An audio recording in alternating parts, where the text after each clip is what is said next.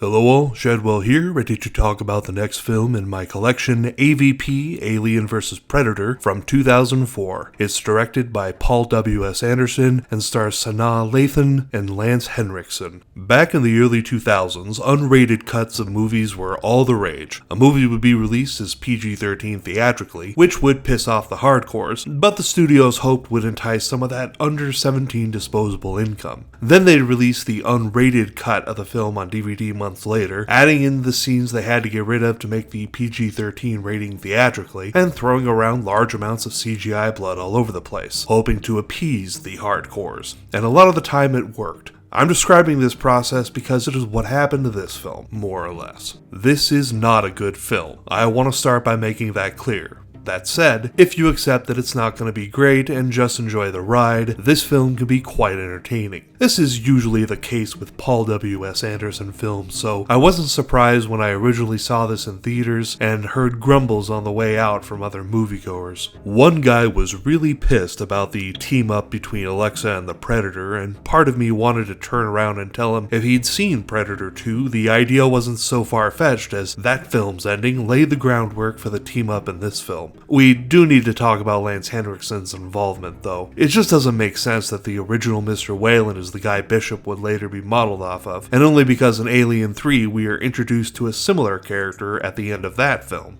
So which is it? Is he from the 2000s or the 2100s? Or, less realistically, is there a 2100s clone of the 2000s Mr. Whalen? Just make a choice, Alien franchise, and I'll try some mental gymnastics to see if I can get on board. Other than that, this is just a turn-off-your-brain popcorn film. We have been waiting for decades for a film to join the Alien and the Predator franchises, so we might as well enjoy it. Of course, since this film made money, Hollywood thought they could milk the idea for all it's worth and make a sequel. Now that didn't go so well, but we'll get to that in the next episode when we talk about the sequel. As for this film, I give it a C+ and try not to think too hard about it. As I said, join me tomorrow when I review the sequel, Alien vs. Predator Requiem. And as you can see, I did participate in a slight bit of alphabet fuckery to get these two lined up this way so I could talk about them back to back.